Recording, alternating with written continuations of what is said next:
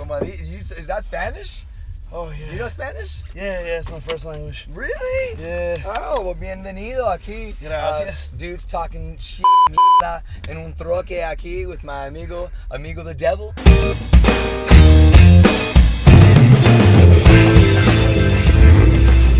Thanks for hanging out with us, brother, and doing our Zippo sessions. And it was cool to meet and hang with you. Was it 3 weeks ago, right? Yeah. In Jacksonville. At the Welcome to Rockville. And that's when I first saw you perform live. I've seen your videos, and I've had mutual friends, the Fafaras, and it was cool to see you perform. How would you describe your music? I mean, because I could say that you play a banjo, right? Banjo. And it's just you by yourself, but you have mosh pits happen to your cool music. But what would you describe how do you describe your music, Danny? I feel like it's a newer take on old murder ballads, like just kind of taking the old murder ballad tradition and trying to revitalize it. Murder ballad tradition. I didn't know there was a whole thing. Oh, yeah. Murder ballads. I mean, even like Johnny Cash sang something like that. That's the biggest easiest example. But is Johnny Cash really? I honestly don't know. Is murder ballad a real thing? Some of his songs would fall into that category. Okay. But yeah, then you have other people like Marty Robbins had the gunslinger ballads and stuff like that. Okay. And then even newer, Nick Cave had murder ballads, that kind of thing. And this is just kind of a fresh take on, and by fresh I mean I'm just not good enough to do what they did, so I had to do what I'm capable of doing. And you know what? I mean, and these rock audiences accept you. It's been amazing. Yeah, they welcome you with open arms. That mosh pit that you had in Jacksonville, I'd never seen such a thing. The music is slow, and there was a mosh pit, and there were superheroes in it. Michael Myers was in it. Jason Voorhees was in it. I think Jesus was in it too. Jesus was in there. There was a Jesus in there. Yeah, and then our friend was just showing another mosh pit to your music. So that's pretty freaking cool, man. I think the whole, I mean, I got really, really fortunate that we got sort of allowed into this world, and. But why do you think that fans? Because sometimes heavy rock fans, heavy music fans, can be, I want my heavy stuff. Thank you. I want my heavy stuff, and that's how I like it. But they're more open-minded than I think a lot of people think.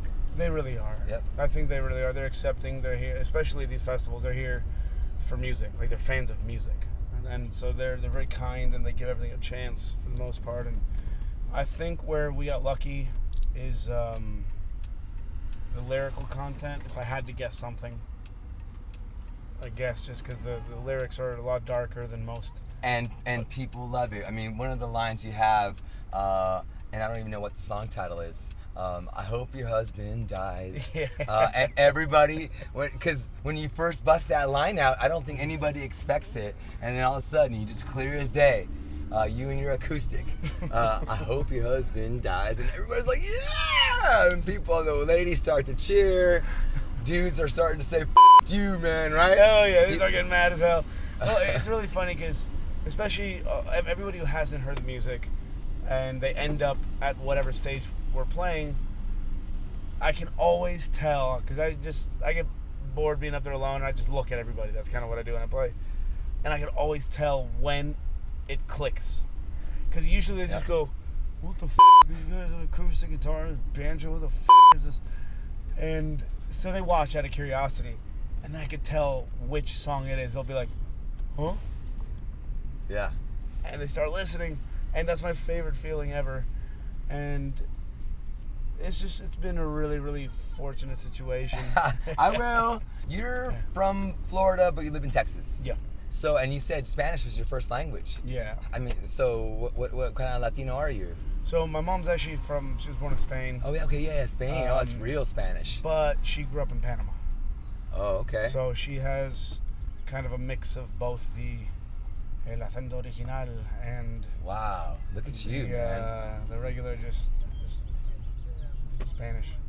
But my dad's Greek, so I grew up speaking to both of them in different languages.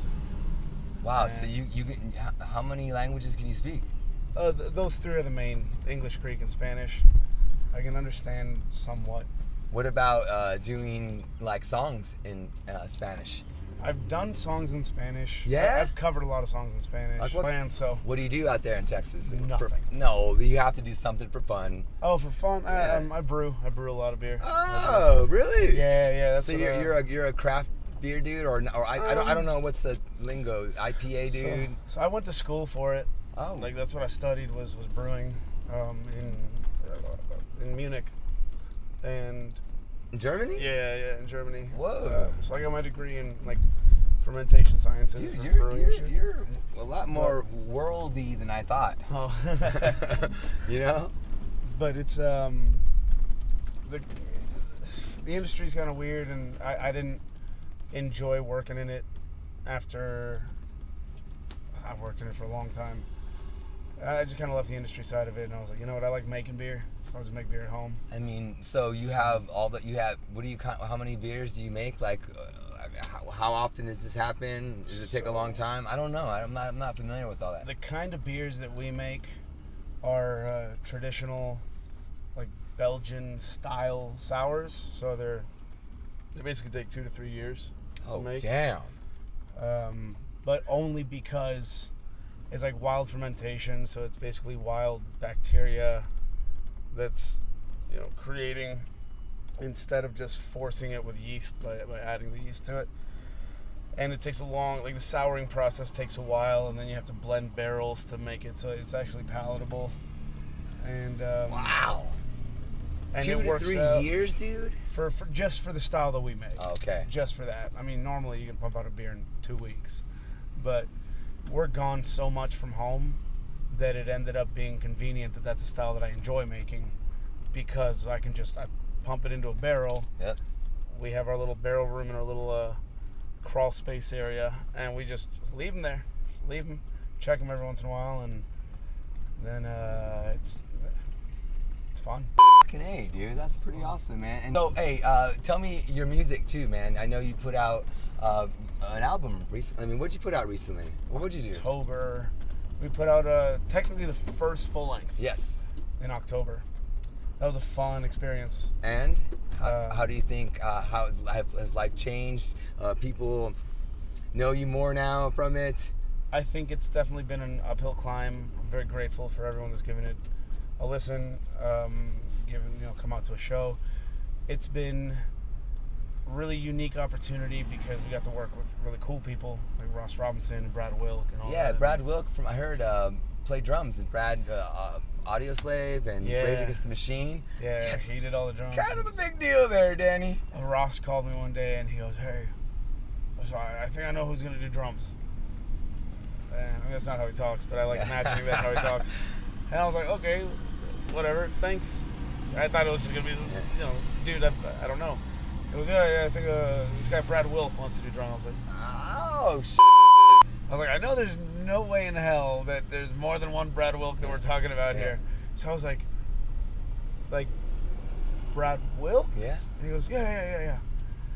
I was like, dude, you can't just be so nonchalant about this. And also, Brad Wilk, played on the final Black Sabbath album, 13, which was an amazing release produced by Rick Rubin. So, yeah, dude. So you just had a Black Sabbath drummer, on your album. No big deal. It's cool. No big deal. Ross is a character. I love Ross Robinson. Produced many great albums. Korn, Slipknot, At the Drive-In, and so many others. Glassjaw. Actually, he did a Cure record too, I think. Blood Brothers. And Amigo the Devil now. Ugh. So, I mean, he channels some out of his artists. So, now what's next for you, brother? I'm going to keep writing stuff on the road because I do all the driving for tour and all that. It's only me and Alicia on the road when we do tour. So, we've basically been out since like September. Wow. And it's May right now. So, that's... I just want to timestamp this. For you watching at home. So we go home in June, move into a new place. We're going to move into a nice little spot we just got. Okay, congratulations. Which we haven't even seen. Well, I hope it's not a piece of man. I know we do. And then we go back out July to December for some more touring and festivals and all that. All over the world? This year we're kind of just sticking to U.S. Okay. And some dates in Canada, but we have a tour with Hatebreed, Clutch, and Dropkick Murphys. Dude, yes, I heard about that. That's so crazy. That's a diverse lineup, Dude, Danny. it's Hatebreed, Clutch, Dropkick Murphys. Dropkick Murphys, and Amigo the Devil. Yeah. Yeah. Dude, you know what? That's gonna be a great audience to play to. It's gonna be amazing, Yeah. and I love those challenges. Yeah. But I feel like a lot of the people respond better than people expect because they're confused at first. Yeah. They're like, why the f*** is there a kid with a banjo Opening for a Hatebreed show. So they give it a chance because they're confused. It's so they cool, man. and it makes me really, really happy that it, I mean, we'll see. This could go horribly wrong, and I get thrown at me every night. This is in advance of the tour. No, but no. Dude, you know what?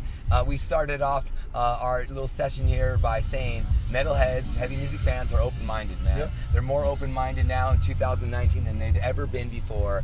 So I think you fit nicely in our pocket. And it's cool to have you here, brother. I'm looking forward to seeing you jam once again here at the Zippo session stage. And good luck with all the great stuff. Check out your videos are really, really cool too. They stand out. Thanks. Yeah, I mean they're very, very fun to watch. You have to check them out and pick up the album that came out this past October, Amigo the Devil, Dudes Talk in a Truck. A, brother. Yeah, that was awesome, Danny.